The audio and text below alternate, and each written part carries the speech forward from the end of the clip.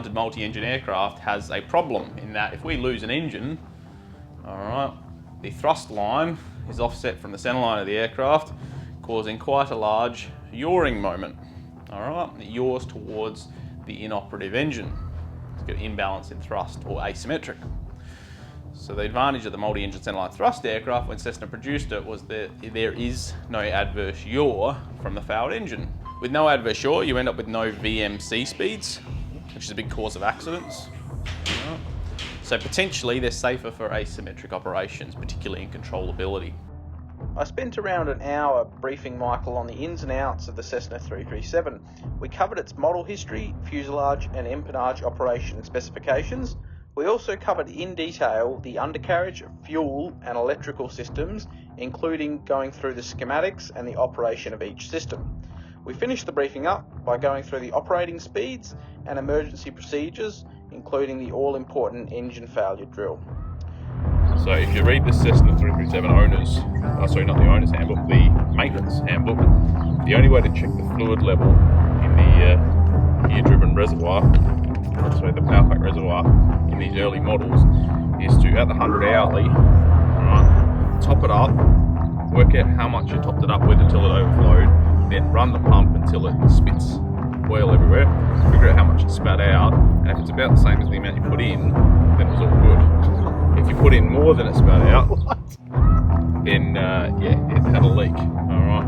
The only other way to tell is red fluid on the belly. So if you've got any red fluid on the belly, you know you've got a hydraulic leak. So that's what you do. Yeah, pardon me. Yeah. I'll just point to it. Come here and point there. This is the one of the micro switches for the main gear. So we want to check that that'll actually move and the switch goes in, and then same on the other side. So if we have a look in here,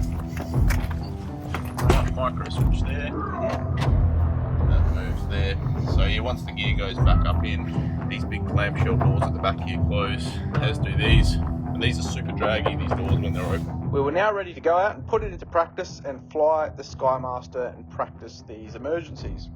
Okay, Raps, we'll do the rear engine first. Rolling 19 forward.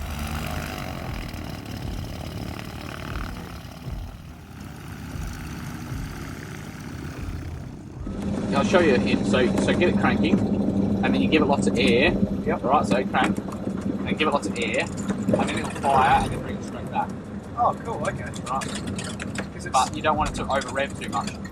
Alright, but that's, yeah, doing that gives it lots of air, which gets it going, and then you've got to bring it straight back down so they should rev up. Yep. Alright.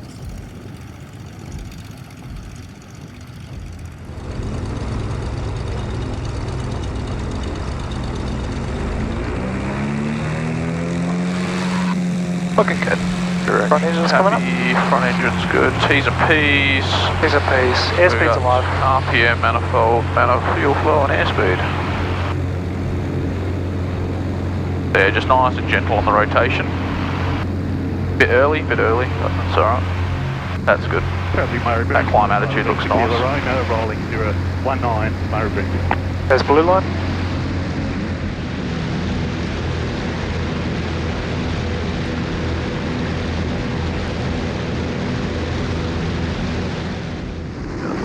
Yep, reds, blues, greens.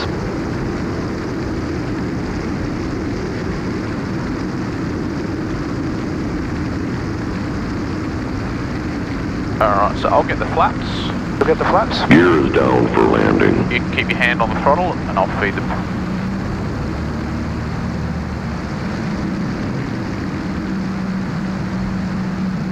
Oh, first throttle's back. That's it. Traffic Bring it around. That's it, powered idle. Turning downwind. And just hold it there. 19 That's it, hold. There we go. Yeah, beautiful.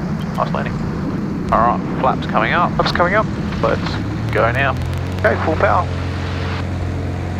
That feels cool. Yeah, so just gentle on the rotation. Because we're only just above stall speed there, so yep, that's all good now.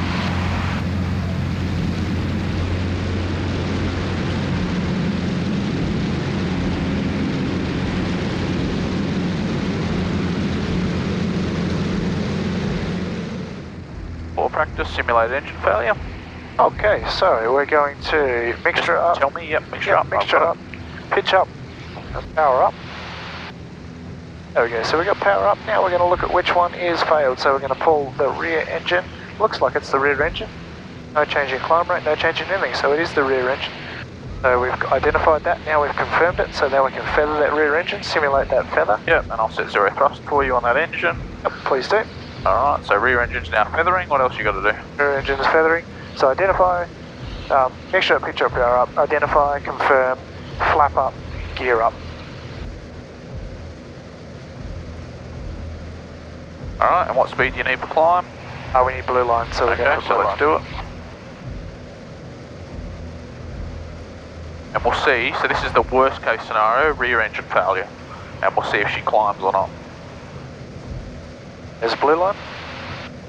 And hold it there and we'll see if we get positive rate out of her or not. Check gear. Check gear. Still showing 440. Yeah, that'll settle down. No climb now. Yep, so probably won't climb much if we have a rear engine failure, especially at 3,500 feet. It's getting a little bit, but it's floating around the 100 foot per minute. I don't like these much compared to a normal VSI. Yeah, it's hard to read, isn't it? Yeah, so it's really not climbing much at all. Alright, so rear engine failure is definitely worse. Okay, you can lower the nose now a bit and I'll just bring power back on. Lower the nose. Look after these engines. I put Michael through his paces and we practiced a bunch more engine failures, both front and rear engine. We performed slow flight and stalls in a number of different configurations to get Michael used to the feel of the Skymaster at low speed, something that would be vitally important when it came time to land the aircraft. That's it now, she's starting to lose that height for you. There's that drag. Yep, get some back trim in there. That's it, and now creep the engine powers up and you start to head towards your target speed. That's it, and hold it there. Gear is down for landing. Yeah, that was nice. That was an easy way to get back on profile. Yep, yeah, that's it. You never got to worry if you're high in these. 80 to 85 over the fence, bleed the power off. Gear is down for landing. Same landing as last time. A little bit slow, bit of power.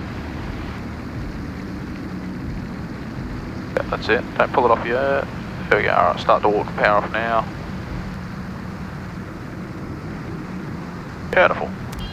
Yeah, awesome. You got the flare height nailed, so that's good. Yeah, that feels good. Yeah.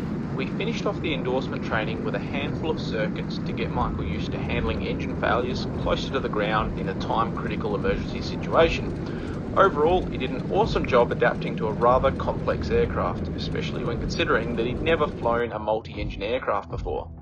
The 337 really is a joy to fly and handles like most other large Cessnas. If you ever get the chance to fly one, jump on it.